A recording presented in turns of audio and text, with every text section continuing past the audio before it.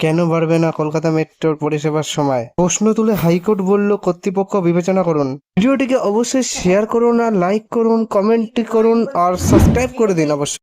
শেষ মেট্রোর সময় বাড়ানো নিয়ে কলকাতা মেট্রোকে বিবেচনা করতে বলল কলকাতা হাইকোর্ট।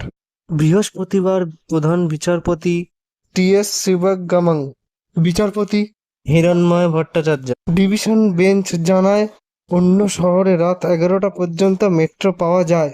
বিশাল সংখ্যক মানুষ কলকাতায় কাজ করে, কিন্তু অনেকেই এখানে থাকেন না। তাদের কথা ভেবে শেষ মেট্রোর সময় বাড়ানো যায় কিনা তা বিবেচনা করে দেখতে হবে মেট্রো কর্তৃপক্ষকে। মেট্রো কর্তৃপক্ষ কি সিদ্ধান্ত নিলেন সেটা জনস্বার্থ মামলাকারীকে 4 সপ্তাহের মধ্যে জানিয়ে দিতে হবে। নেতৃত্বে বেঞ্চ নির্দেশ দিয়েছে। বৃহস্পতিবার হাইকোর্টে মামলাটি নিষ্পত্তি করে দেয়। কর্মব্যস্ত শহরে রাত ক্রমশই ছোট হচ্ছে, মেট্রো কর্তৃপক্ষের তাতে হুঁশ নেই বলে অভিযোগ। হাইকোর্টের মামলা করেছিলেন এক আকাশ শর্মা নামে এক ব্যক্তি। তার দাবি যে কলকাতা মেট্রোর সময়সূচি যেন বাড়ানো হয়।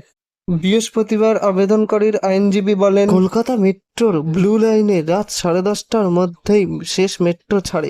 এর ফলে অনেক অফিস যাত্রীর অসুবিধা হয়। হাইকোর্টের অনেক কর্মীও অসুবিধার মধ্যে পড়েন। প্রধান বিচারপতির মন্তব্য, এটা খুবই প্রয়োজন। যাত্রীদের কথা এই নিয়ে কলকাতা মেট্রোকে বিবেচনা করতে হবে। মেট্রো কর্তৃপক্ষের তরফে জানানো হয়, এই প্রযুক্তিগত কিছু সমস্যা রয়েছে।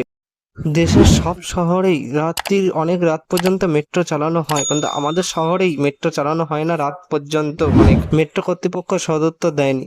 এরপরে কি হলো না হলো সেটা জানার জন্য অবশ্যই চ্যানেলটিকে সাবস্ক্রাইব করে দিন, ভিডিওটা লাইক করুন আর শেয়ার করুন, কমেন্ট করে আপনার মতামত জানান যে শেষ মেট্রো টাইম বাড়লে কি হবে।